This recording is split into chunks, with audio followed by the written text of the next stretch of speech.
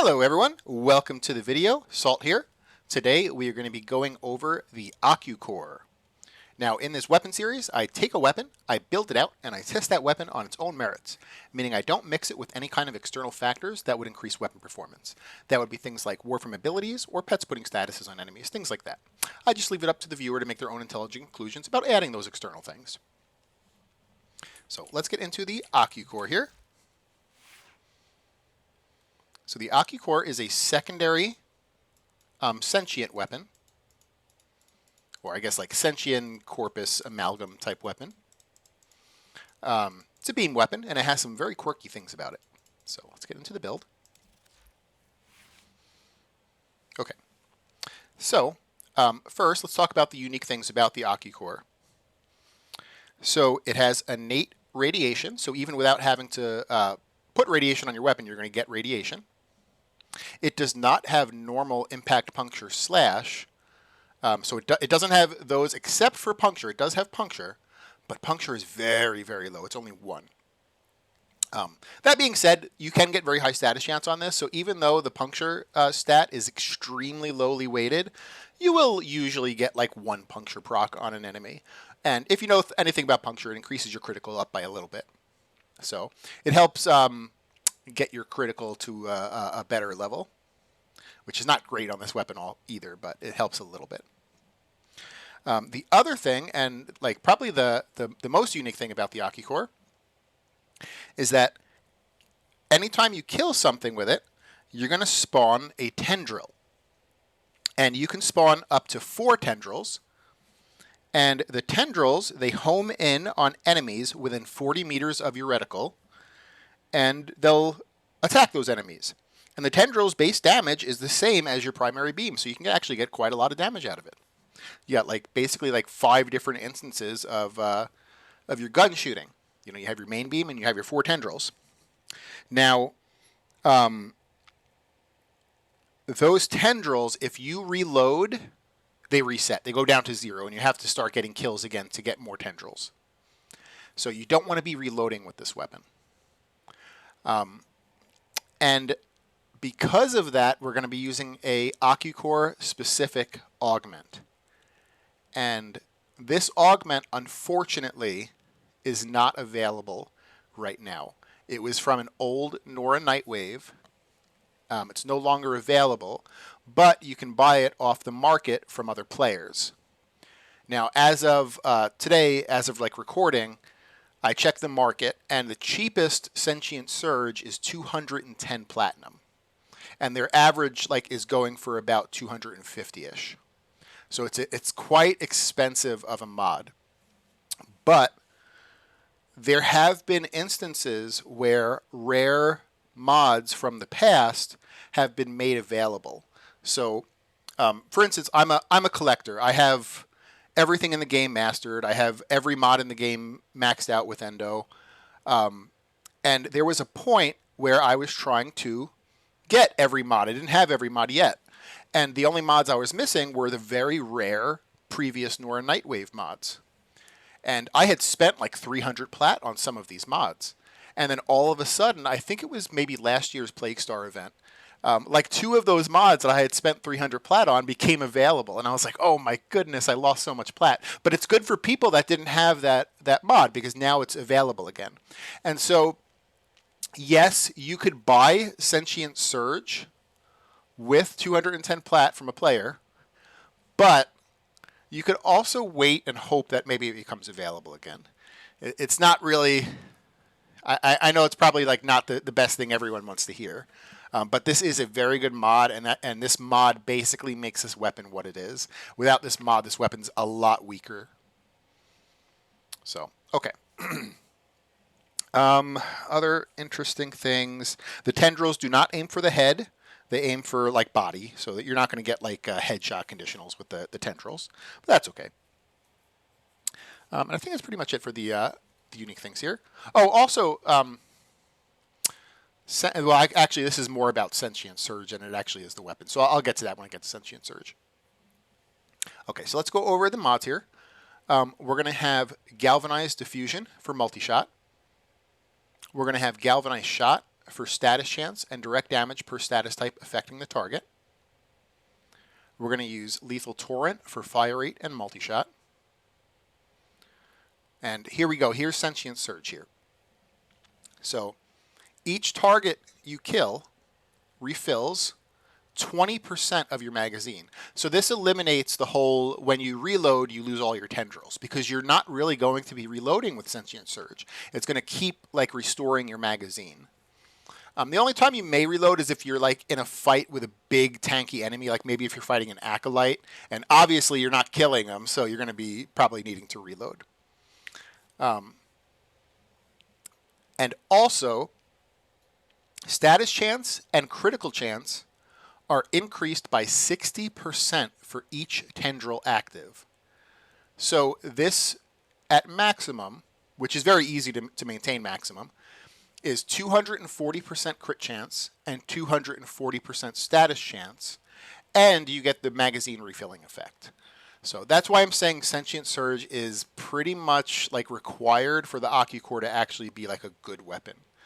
Without Sentient Surge, it's a lot weaker than it actually. I mean, it's still okay. It still probably would be Steel Path viable, but it's not going to be at the same strength as with Sentient Surge.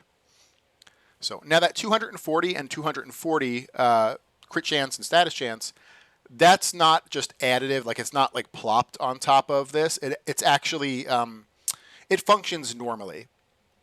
So 240% crit chance is not going to make it like 256% crit chance.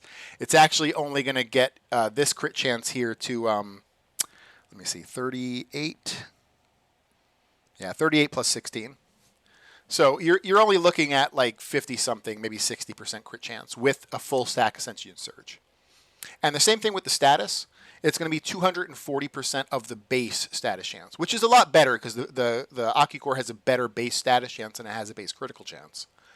But it's still, like, it functions normally, that 240%. Okay, I think that's pretty much everything for Sentient Surge. So now we're going to use Primed Target Cracker for crit damage. So we're going to be getting an okay amount of criticals because of Sentient Surge. And so crit damage is going to boost those criticals a little bit higher, make them do a little bit more damage. There is a way to make this like maybe a little bit better, but you would need a ribbon for it. And I'll get to that at the very end because I don't do these builds with ribbons. But Prime Target Cracker would be the best option in this slot, but it's probably one of the weakest options on the entire build just because this weapon doesn't have a very high crit and crit multiplier. Okay, now we get into all statuses here. So we have the 60-60 Toxin and the 60-60 Cold to make Viral. And then we're going to use the Primed Heated Charge to make Heat.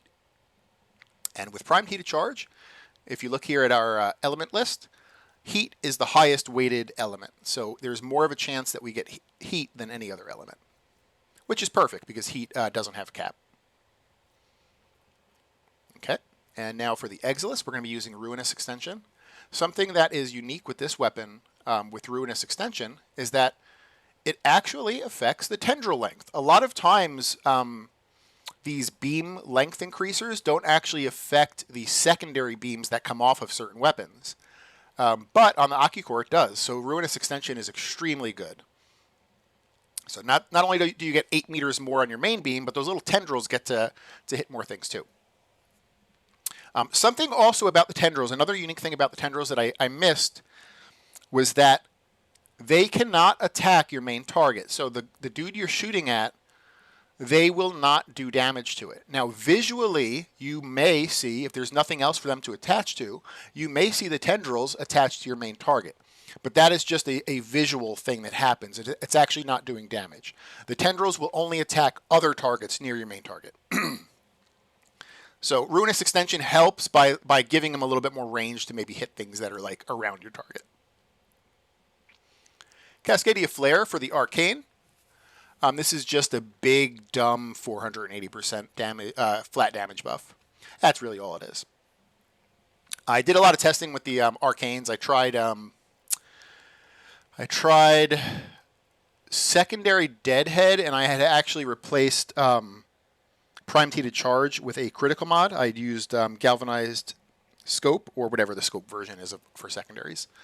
Crosshairs, I think it is. And it didn't do as well as flare. I tried secondary cumber. It didn't do as well as flare. And I tried Cascadia Empowered, and it didn't do as well as flare. So flare is the better one out of all the arcanes there. Okay, and that's pretty much it for the Ocucor build. Something I did want to just go over was currently with Sentient Surge and our base 16% critical chance, we are at 38 plus 16, so that is 54% critical chance. So we're at 54% critical chance when we're at a full power of Sentient Surge. Okay, so that's like half yellows. We're going to be getting half yellows, half whites. If you were to get a Riven for this weapon, and like let's say your Riven allowed you to replace something, you know, maybe you got a Riven that had like Fire 8, multi-shot, and I don't know, something else. So you were able to like replace Lethal Torrent or something. You were able to somehow get an extra slot like freed up. A critical chance mod could get you into 100% yellow crits. So Creeping Bullseye plus Sentient Surge plus 16% base will get you into 86% criticals. So that's not technically 100% yellow crits. You're just going to still see whites. But it's close. It's 86%. But instead of Creeping Bullseye, if you were to use Galvanized Crosshairs, that will equal at about 51% critical, plus Sentient Surge's 38% critical, plus the base 16, that would get you to 105%. So that would be full yellows and a very small 5% chance to also see oranges. So if for some reason you were able to free up a slot, you would probably use Galvanized Crosshairs, and that would put you into full yellows. And even though this is not a heavy crit weapon, it would significantly increase your damage because you would get more value out of Prime Target Cracker. Because right now, Prime Target Cracker basically only affects like half of our shots, because half of our shots are white non-criticals. Alrighty. So because I don't mix this with anything that increases weapon performance, I'm going to be doing this on a Big Dumb Inaros with no Archon Shards that increase weapon performance, no mods or arcanes on the Inaros that increase weapon performance, pet with no Sentinel weapon, and no mods on the pet that increase weapon performance. And I think I was actually leveling up the Ruvoxes this morning, so let me switch over. These things, they look like toaster ovens. It looks like this guy has 2 toaster ovens on his hands. They are, I mean, I think they're pretty friggin' ugly. But yeah, these were like the only things I was being lazy about leveling these things up. And I finally did it this morning. So now I, again, have everything mastered, except for when Protea Prime comes out today. And I'll have to work on that. So where's my Nakana? There it is.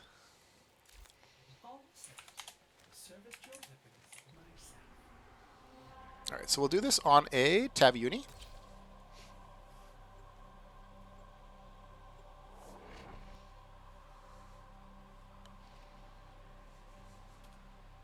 I tried to change my color of my weapon so it's a little bit easier to see those tendrils. That way people can see what they actually look like.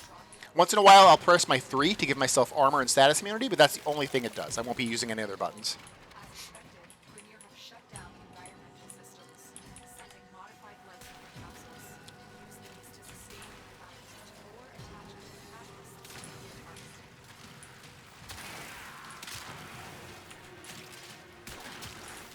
All right, so you should be seeing those like little tendrils coming out the top of the weapon, attacking other targets. So they're not like the most visually annoying thing. They're actually like pretty slight.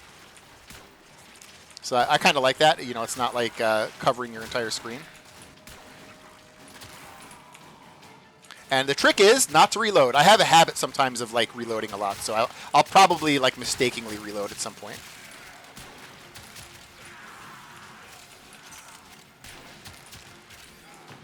Nothing on this build requires you to aim in. If you do get to free up a mod slot, like by using a Riven, and you use galvanized crosshairs, then of course you would have to aim in. But right now, we don't have anything on the build that requires us to aim in.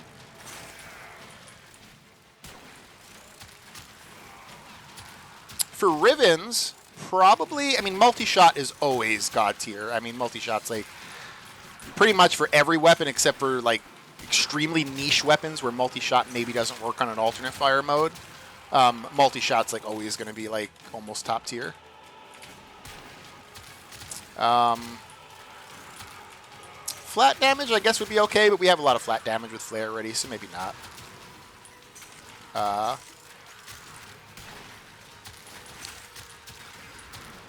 I don't think critical chance would be good because the only way to get over that 100% or at 100% critical is to use galvanized crosshairs, which gives you 320%. And I don't think you could get 320% on a Riven. You'd probably be looking at like, 150 or 200 or something, which is not enough. So I think critical chance on a Riven isn't good. I think it would be better to free up a slot and use crosshairs. Like, you use your Riven for other stats, and then free a slot up for crosshairs. Unless for some reason, I don't know what the dispo is on this weapon. I think it's kind of low, but I could be wrong. Unless for some reason the dispo is really friggin' good, and maybe you could get like 300% crit chance on a Riven, then maybe that'd be worth it. But I doubt it. I doubt that the dispo is super good on this. It's a pretty strong weapon. I would be surprised if it was, but maybe. Maybe. So I haven't had to reload yet. Sometimes if you're fighting big tanky boys, you might have to reload. Like this guy's taking a little bit.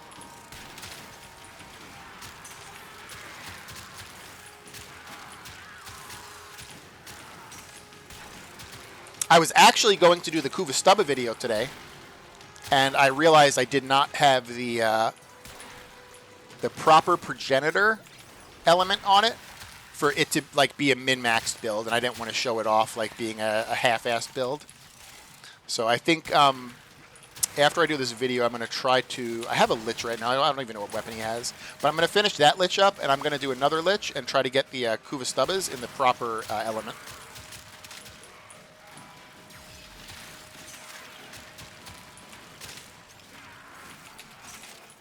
Which will be Toxin. Toxin will be the proper element for the Kuva Stubbas. I have him in Heat right now.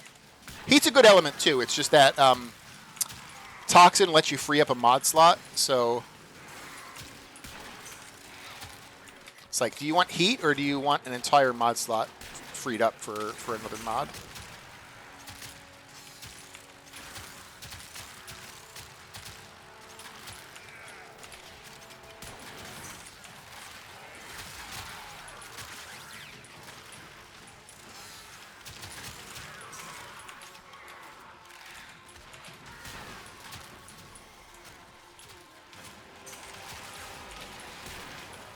We have the Acolyte coming. I did not test this against the Acolyte.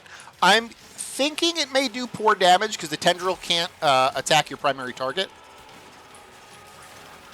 So I think it's going to be like pretty mediocre against the Acolyte. Let me give myself some more armor and status immunity before I let him kill me by accident. Yeah, so far it looks pretty mediocre against him, which is okay. That's fine. It's not bad against the Acolyte. It's just kind of basic. There he is. We got his shields down. Make sure to kill little guys in between. That way I can refill my magazine. Because remember, you don't want to reload this thing. It is cool that like while you're fighting a big dude, like even though this weapon is a little bit like average against the Acolyte, it's still killing everything around the Acolyte because the tendrils are just attacking him.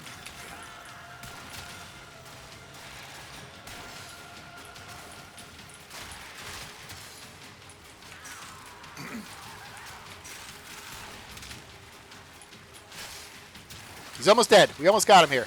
All right, he's gone. He's gone. We got him.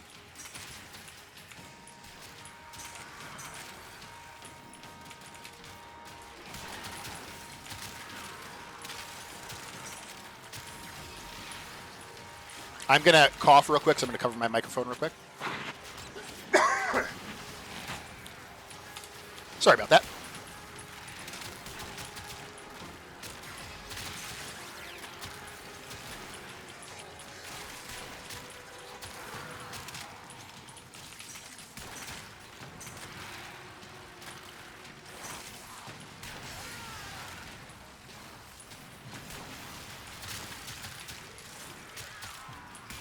Yes, the tendrils will attach to things within 40 degrees of your reticle, and after they're attached, they can actually stay attached to things as long as they're within 60 degrees of your reticle. So you're able to, once they attach, you're able to move a little bit, and they'll stay kind of stuck on them. But if you move your reticle like too extremely, it's gonna detach.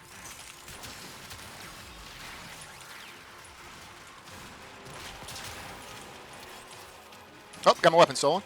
I wonder if that counts. Do I retain my thingies? I do. Okay, cool, cool, cool. I was wondering if I was going to retain my tendrils after I pick my weapon back up.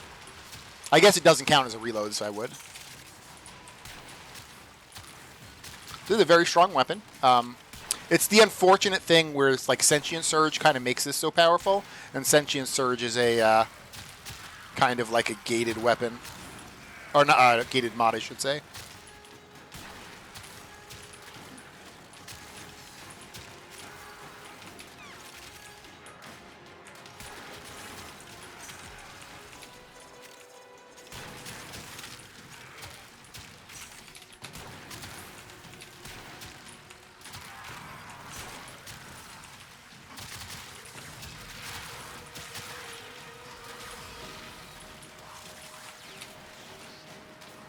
Let me give myself some armor and status immunity again. So this is a very good trash killer. It's a little bit weaker against like Eximuses and Acolytes. And I'm going to guess Thraxes too. I shouldn't say it's weaker. It's probably like average against those dudes. It's just that it's not like amazing, you know. Like it's an amazing trash killer. But as soon as you have an Eximus in front of your face, like it feels like a basic assault rifle or a basic like, you know, machine pistol or something. So you have these like big changes in the power. It's like, oh my goodness, it's killing everything, and then all of a sudden Eximus comes in your face, and you're like, die, please. Please get enough heat stacks on you.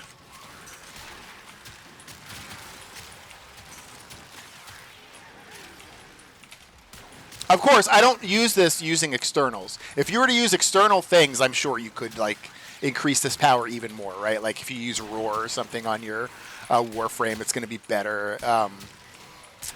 If you were to, I don't do these builds with faction mods, but if you were to like put a faction mod over one of the slots, it would likely be better.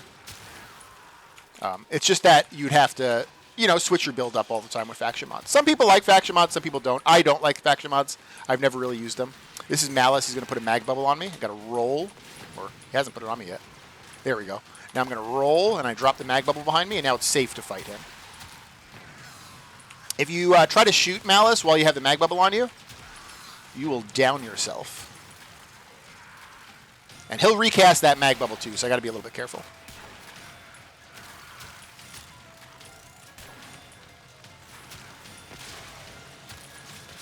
Where is he? Is he over here? Oh, he's right in front of my face. Oh my goodness. I thought that was like a basic Grenier dude. Oh, got a mag bubble again, so I'm going to roll. It's really hard to see. Do you see that like really faint green bubble there? That's the mag bubble from Malice. I wish it was a little bit easier to see because, like, as a new player that maybe doesn't fully understand like all the Acolyte crap, like it's hard to actually see something's happening to you. So we're at 10 minutes, 961. Oh my goodness. That might be the highest I've ever gotten in one of these tests. That's disgusting. I wonder how my Torrid test did. I think it might have beat the Torrid, but I mean, obviously the Torrid's good at everything. The Torrid can kill Eximuses easily and everything. And I would probably say the Torrid's stronger than this weapon. I might have just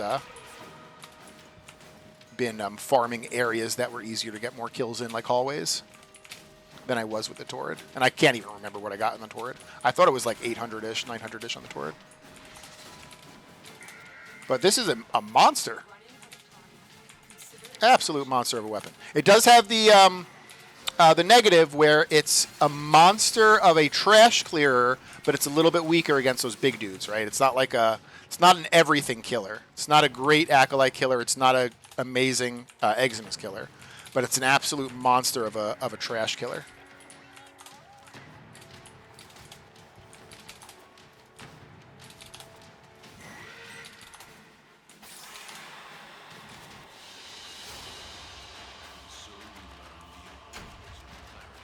All right.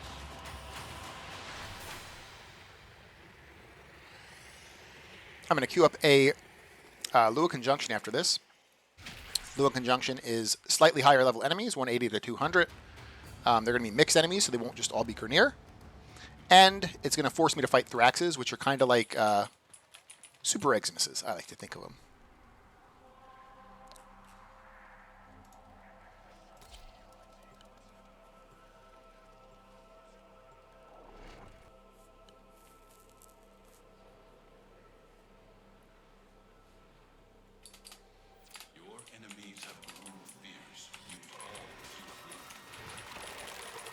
He stole my weapon already. That's the first thing he did. I hate these guys.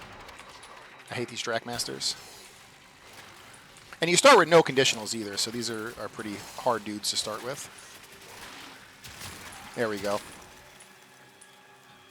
Okay. Start this up here.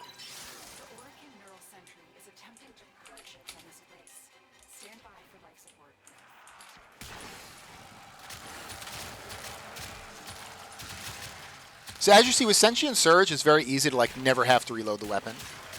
Just because it reloads for you pretty much. Well, it doesn't reload for you because if it did, you would lose your tendrils. It just fills your magazine with bullets. It magically inserts the bullets.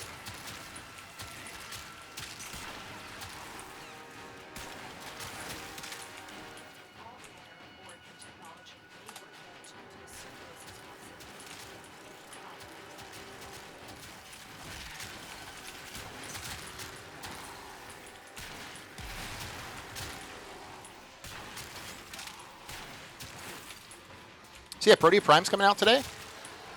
I will probably be doing a lot of that. I don't know if the clan event is coming out today or on the next update.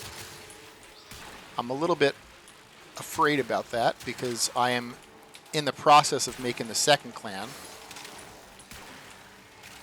And so I'll have to kind of juggle both clans, getting the first one to complete the clan event, and then try to do the second clan events like almost solo because it's just me and like one other dude in the second clan right now while we're building it. It's pretty much done being built. We're almost ready for recruitment. I think we're going to open recruitment this weekend.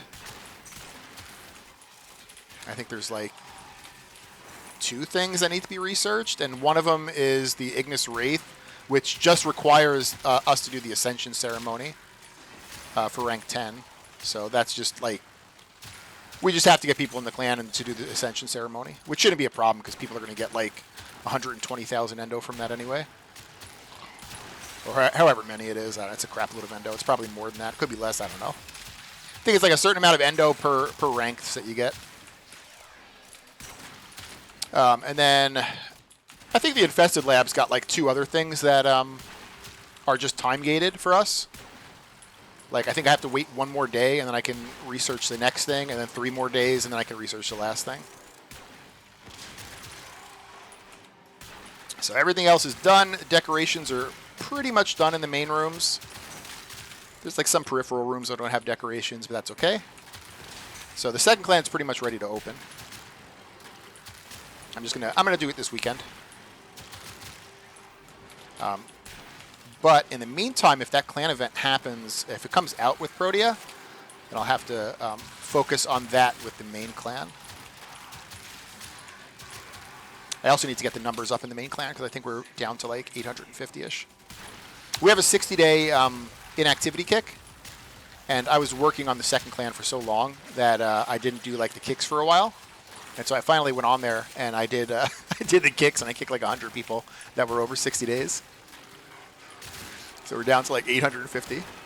So I'm like, all right, well, the whole point of making the second clan was because we were at 1,000 in the main clan. So I got to get that number back up to 1,000, and then I can start recruiting in the second clan. I'll probably start recruiting anyway this weekend for the second clan.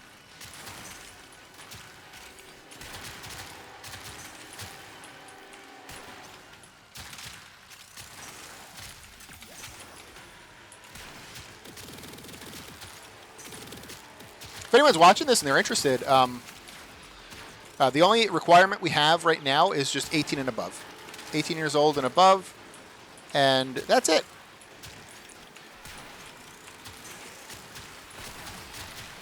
So if you're interested in joining Crusader, just let me know. Just let me know in comments. Type your little. Make sure you put your in-game name in. Let me deal with this Acolyte real quick. I'm a horrible multitasker. If I kept running my mouth while I'm fighting the Acolyte, I'll like just forget about him and run in circles doing nothing.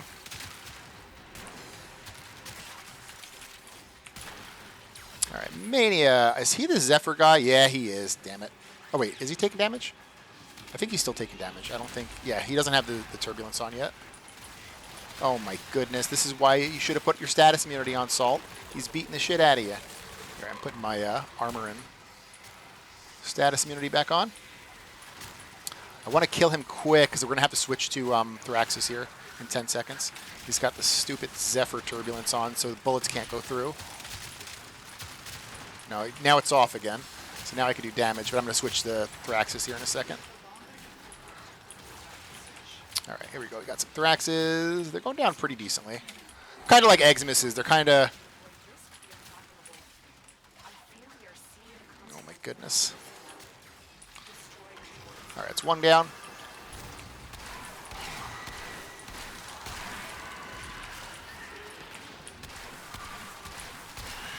It's two down. Okay, and now we can just focus on the Acolyte again. I think because this is such a good trash killer, I guess the status immunity does not help me against his fists of fury that are beating the shit out of me.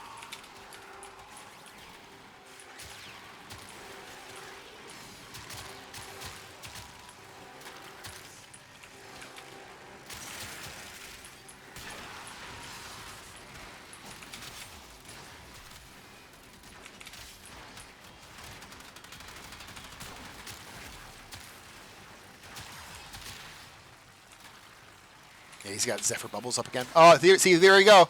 I did it. I did it. I manually reloaded because I forgot about it. I knew I was going to do it eventually. That's okay. It takes 4 kills and you get your tendrils back up. But I knew I was eventually going to do it. I have a habit of, like, manually reloading. I guess it's a good habit for most weapons. There we go. I got my tendrils back up. It's not a big deal, I guess, but... It's just one of those annoying things. Mania is somewhere on the map living his best life. Where is he? Is he up there? There he is. Oh, yeah. So if anyone's interested in joining Crusader, our only requirement is 18 and above. And if you're interested and you're not in Crusader yet, just put your in-game name in the... comments, or if you don't want to do that, because some people maybe don't want to like put their in-game name in the comments, just message me in game. I'm in game a lot of the time. Sometimes I'm AFK while I'm in game because I'll be like maybe using the bathroom or like eating lunch real quick. My name in game is not Salt_Prime. My name in game is --Salt --.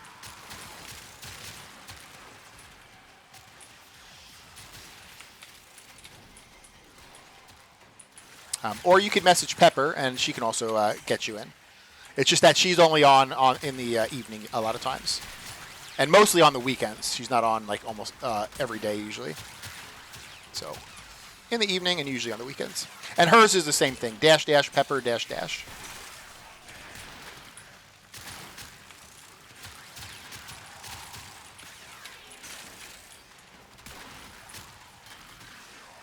And don't worry about the region. We have people from all over the place. We got officers from the Asian regions. We got officers from the UK. I'm from the US. So we play with everyone. And I'm more of a morning player, so I actually get along mostly with like the UK and the Asian region people. Because, you know, I'm an older dude. I want to go to bed by like 7 p.m., so I play in the morning, and like my morning is their prime time, so like that's perfect.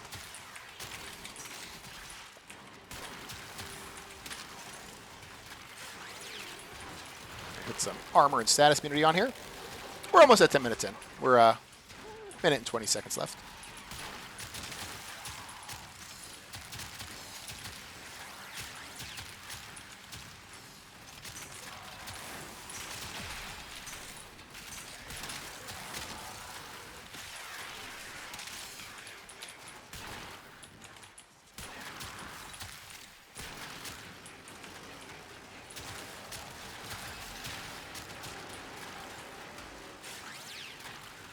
Here we go, these Eximuses. This weapon goes from being like God tier, and then all of a sudden you have an Eximus in front of you, and you're like, gotta get those heat procs. Come on, do some dot damage. Come on, heat procs. We almost have 300 of you. There you go. All right, 20 more seconds, and then we'll be at the end here.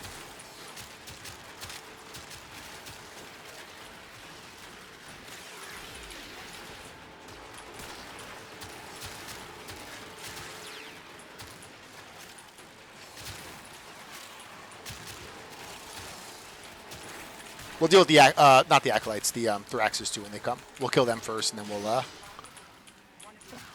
roll out. Just because I do that for every video, so it'll be consistent. Well, mostly every video. Some weapons are such horrible Thorax killers, I just give up sometimes. Like, oh, okay, I'm heading out. It's like 15 minutes in. Taking forever to kill these Thoraxes. All right. So 960 kills. Oh my goodness, this weapon is a friggin' monster. I didn't think this was going to do that good. I knew it was going to do good. Like I knew this was going to be at the least an above average weapon. But I was kind of expecting 600 and 700 kills in 10 minutes on Kuva Survival, and Kuva Survival was 900 and something. And then on Lua, you usually expect a little bit less because you're spending more time fighting big dudes like Thraxes. And no, it's about the same there too. It's 900 and something. So this is a monster of a weapon. It's just unfortunate that a lot of the power of this weapon is behind that augment that is currently not available to obtain normally except through the market through purchasing it from a player. And like I said, the cheapest I saw today as of recording was 210 plat, but the averages were like 230, 250. So yeah, Ocucor is a really cool weapon. I'm pretty sure you get this from the dojo too. It's a dojo weapon. So it's a dojo weapon that's pooping on everything. That's pretty good. Easy to obtain except for that augment, unfortunately. So hope you guys liked it. If you liked it, consider giving it a like. If you haven't subscribed yet, consider subscribing. Or tell me what I could do to earn your sub. And thanks so much, guys. I hope you guys have a good day, and you take it easy. Bye.